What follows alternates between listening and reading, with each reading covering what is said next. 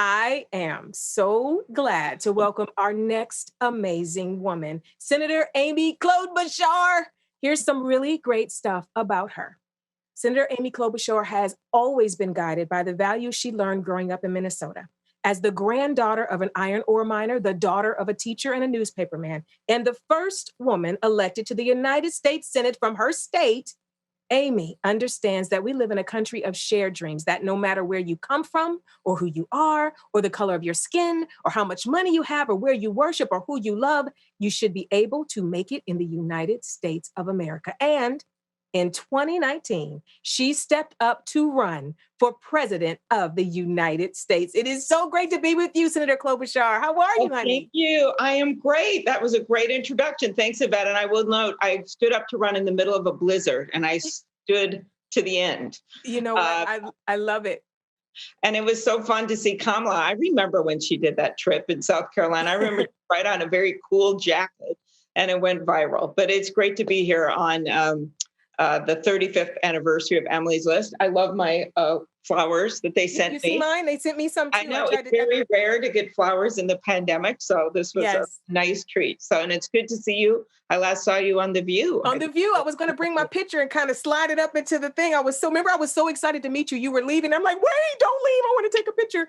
I also remember when you launched your campaign. I'm from Cleveland, Ohio. So I know that weather, honey. And the fact that you stood up there with that snow just everywhere, I was like, she is my kind of girl. But no, what I remember is the woman who styled my hair that day, B, who'd been with me, has been with me like 25 years, and Yeah. an amazing woman. She was out in the crowd and she said, everyone's cheering. They were so excited except me. I go, B, why weren't you cheering? She goes, well, you didn't notice because you were looking at your speech, but I noticed a little gray coming in. So I put some brown stuff on there and I thought it was going to come going down, dripping down your face in No, the you look middle of good. the blizzard. That's what I You remember. look good the whole time. Okay, well, let's get started with our Okay. questions. Okay, dear. Women candidates often face people talking down about their experience and their work. You had some memorable moments on the debate stage, pushing back against efforts to diminish your amazing accomplishments. What can women do to define and defend their own accomplishments?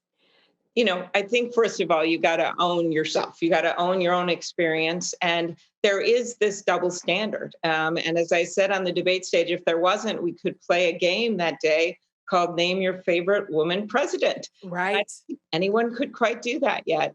And I think so much of this is someone once said that men get to run on their potential and women have to run on their record. Whew. And that's because they're looking for facts. They're looking to believe that you can actually do that job and you actually have to pass that hurdle. And I think you saw that in these great women that you're seeing today with Senator Gillibrand and Senator Harris and Senator Warren. You're seeing a group that has proven themselves in many different ways. We're all different. We have different political beliefs. Mhm. But I think that's it. You've got to admit that maybe we have to prove a little more to get where we are. Maybe. But that is changing as we see more and more women get into the arena. And as I often said, if you think a woman couldn't have beaten Donald Trump, Hmm. Nancy Pelosi does it every single day. Every single day. Yeah, I was so impressed with you for a lot of reasons. I was impressed with you, but every time I saw you on the debate stage and they would try it, you're like, oh, no, no. And I just loved it because you always were like, I just love a fierce woman. Okay, Well, I also think I think as you see, we have different political beliefs, but yeah. having all the women, I think on the first day, we doubled the number of women that had Mhm. ever appeared on a presidential debate stage in a Democratic primary. On one Yeah. day, we did that. Mhm. And what was cool about it is that people had different political beliefs, came from different parts of the country. You think of Kamala's announcement in Oakland, and then you think of mine In the in the middle of blizzard. the blizzard. That just made little girls think anything and everything is possible. Yeah, and big girls too. Okay. Um, yeah, one of the most exciting things about having multiple women in the field was that there was no, as you just said, no one woman's lane. There were clear differences between all of you in terms of policy, ideology, and so on. So, how do you think that in particular impacted the voters, and what difference do you see that making for women going forward? You just aren't going to have one woman. You're going to have different kinds of women. that serve. And we already see that. Some of them I vehemently disagree with on the Republican side. Hmm.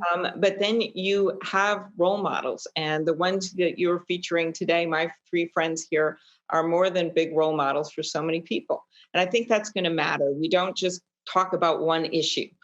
We all came from different backgrounds. That all matters. But I think one of the coolest things that came out of this is that we all got to be friends.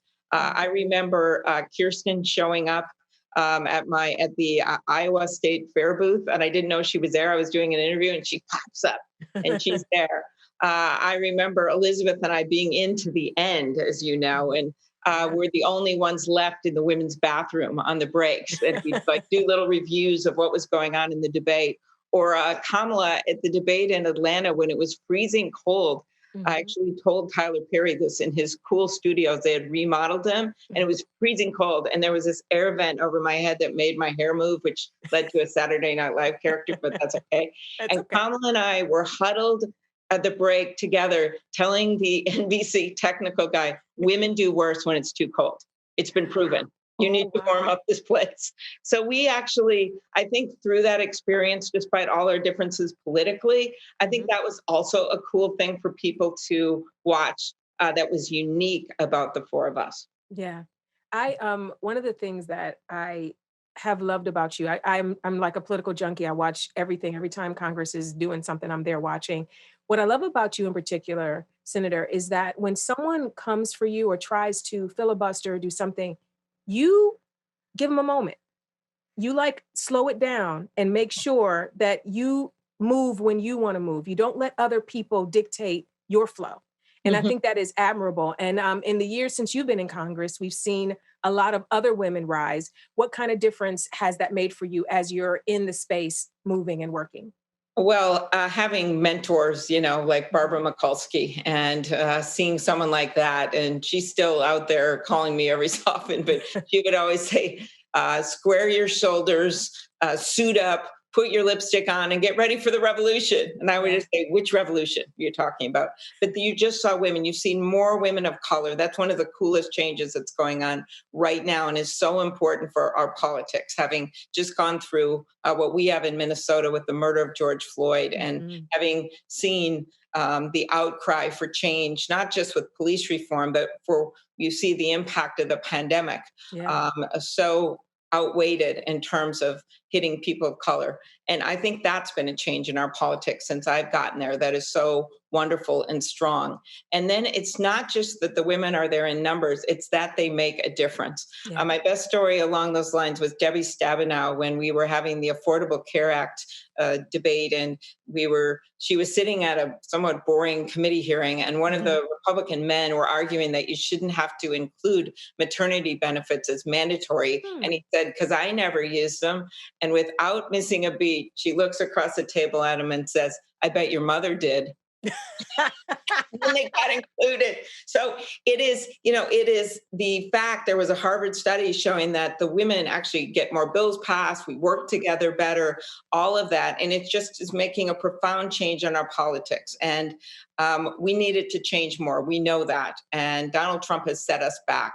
Yeah. But when I saw those women marching, millions of women across the country marching right after his inauguration, that really set the stage to where we are now. Yeah, I feel like they know that once they let us in, it's never going to be the same, and that's why they're afraid. Exactly. Yeah. Okay, well, it's time for your rapid fire moment. Okay. Okay, so this is like the first thing that comes to your mind. All right. Yeah. Okay. Are you First, ready? Okay, you yeah. ready? Okay. What snack did you crave on the campaign trail? Um, baked potatoes and was a really bad day with cheese. Ooh, it sounds I think I have one in the kitchen. That's where I'm going as soon as this is over. What do you miss most about the campaign? My friends. And I told that story of just how there's Elizabeth. She just showed Hey, up. she just popped Yes, in. how we all got to know each other better. And that was an amazing thing. Mhm. And something that you treasure. And it makes you a stronger person when you run against someone and you can come out admiring them. Yeah, that's what it's supposed to be. Was there one moment that stood out to you as your favorite from the campaign? Well, I mentioned the time in the snow, but there was one funny moment. Elizabeth was there on the debate stage when I was standing in between Vice President Biden, who we know will be our next president, Yes, and please. Tom Steyer. And those two were going at it about something. And I would always stand on this little, like, 1.5 inch box because I was the shortest one You're a out little there. short. Yeah, So you're a little short like me. they were fighting. They were getting closer and closer, arms like moving. And I was standing in the middle, and I can't really back off because I'm going to have to get off my stool on national TV off that box. And finally, Steyer almost like, like practically gestures and hits my face. And he didn't. And I thought to myself, well, he's got deep pockets if something goes wrong. And I Something goes wrong. that was a funny story, a funny image, because I was just standing there smiling, trying to be above it all. And those two it's a good picture. It's worth looking at. That was Now one. that's where I'm gonna go Google, and then I'm gonna go make a baked potato. Thank you so much, Senator Thank you, Klobuchar. Yvette. It couldn't So have been nice to talk to better. you. Good Thank to you. see you Keep up the today. good work. Have Thank fun, you, ma'am. Elizabeth. Thank you. I will, Amy.